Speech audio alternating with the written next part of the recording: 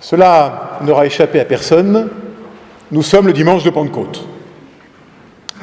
Pentecôte donc. En fait, la fête existait déjà du temps de Jésus. C'est à l'origine une fête juive, Shavuot.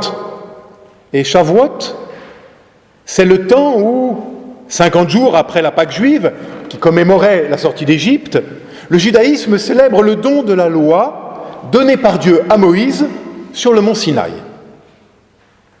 Et ce jour-là, nous raconte le livre des Actes, ce jour-là, les disciples se trouvaient réunis tous ensemble, comme ils en avaient pris l'habitude depuis le soir de la résurrection. Remarquez, c'était déjà un coup du Saint-Esprit. Lui que le ressuscité, le soir du premier jour, avait justement donné aux disciples, comme nous venons de l'entendre dans l'évangile de Jean. Il dit, papa, c'est quoi le Saint-Esprit ? Nous nous sommes déjà posé cette question lors des derniers dimanches cathés, et nous avons vu ensemble que c'est la présence du Christ parmi nous et en nous, par-delà l'absence physique de Jésus. C'est sa présence, par-delà l'espace et le temps. C'est le Christ présent, par-delà l'histoire et la géographie. C'est le Christ présent, ici et maintenant, aujourd'hui, pour que rayonne la vie. D'accord, me direz-vous, mais encore. Nous avons vu aussi que c'est ce souffle qui vient redonner souffle à nos vies à bout de souffle. C'est ce qui vient gonfler nos vies et leur redonner forme et légèreté, comme le ballon de baudruche que l'on gonfle et qui, du coup, prend sa forme et tout son intérêt. Et cela, pour que rayonne la vie. Mais je voudrais encore ce matin vous proposer une autre image, celle de l'air qui porte les ailes de l'oiseau. Il n'y a rien de plus triste qu'un oiseau qui ne peut plus voler.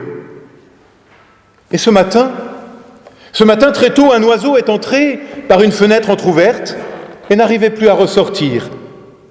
Il se cognait contre les vitres fermées. Et je me suis dit que nous sommes souvent comme cet oiseau qui se cogne contre la vitre, nous cognant ainsi à nos existences, à toutes ces portes fermées, fermées par trop de souffrance, fermées par trop de peur, fermées par trop d'échecs, fermées par trop de culpabilité, fermées par trop de deuil, fermées encore, malheureusement, par trop de violence. Il n'y a rien de plus triste qu'un oiseau qui se cogne contre la vitre. Et puis là, une main ouvre la fenêtre et l'oiseau s'envole enfin. Eh bien, l'Esprit Saint, l'Esprit du Christ présent, la parole du Christ, c'est comme cette main qui vient ouvrir la fenêtre de ma vie. Oh, je sais bien, les attentats sont toujours là, tout reste à faire. Mais voilà que l'air porte les ailes de l'oiseau et que l'aventure de la vie redevient possible. Et cela par la seule force de cette main invisible qui vient ouvrir la fenêtre de ma vie pour que rayonne la vie. Mais me direz-vous, où est-elle ? Où est-elle dans le creux de nos existences, cette main invisible ? Comment la voir, l'apercevoir ? Mélisande, Clémentine, Martin, Thomas, nous avons cherché, avec vos monitrices, avec le pasteur Frédéric Chavel, à vous le faire découvrir. Où est-elle, cette main dans les pages du vieux livre, dans les pages de la Bible, entre les mots de la Bible, dans cette tempête que peut déchaîner la lecture de l'Évangile dans nos existences, afin que rayonne la vie, afin que rayonne la vie par-delà la souffrance, l'absurde et le tragique. Et c'est ainsi que, par le souffle du Christ présent, la loi devient parole de grâce, de joie, de vie.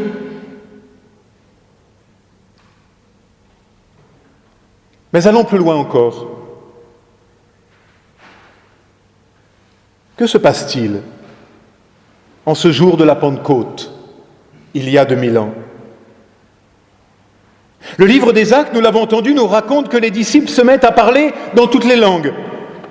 Mais surtout, que chacun entend et comprend dans sa langue à lui, sa langue maternelle.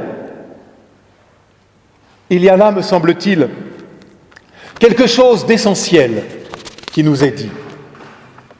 L'Évangile, la bonne nouvelle, la puissance de la grâce, c'est-à-dire l'amour de Dieu, est pour toi, pour moi, pour chacun d'entre nous, afin que rayonne la vie, et cela dans la langue de chacun, c'est-à-dire dans l'intimité de chaque cœur à cœur, dans la singularité de chaque rencontre, dans le secret du plus secret, et cela pour chacun d'entre nous.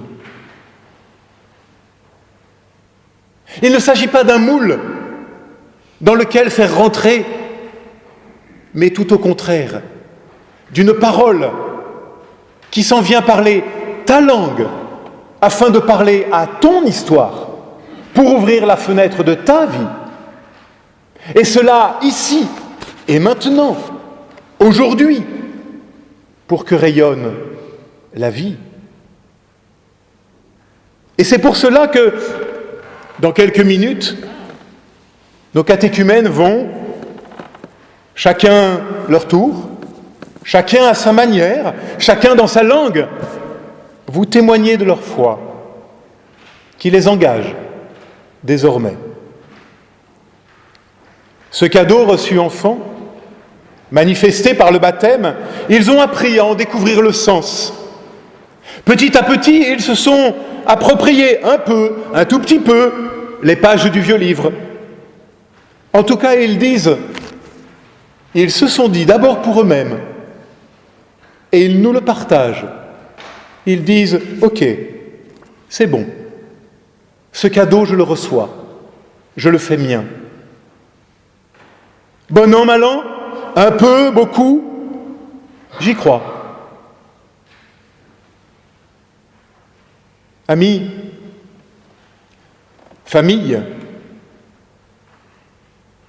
il faut respecter ce cheminement de chacun, de chacune, dans son rythme, à sa manière, dans sa langue. Nous sommes là pour le leur dire, tu as ta place parmi nous désormais, en tant que membre déjà adulte de l'Église. Tu as ta place parmi nous, avec tes doutes, avec tes questions, tes multiples questions. Puis alors il y en a, parmi les 4, il y a des champions toutes catégories de la question qui rebondit sans cesse. Oui, tu as ta place, avec tes retards, tes culpabilités, mais aussi avec toute ta confiance et toute la fougue de ta jeunesse.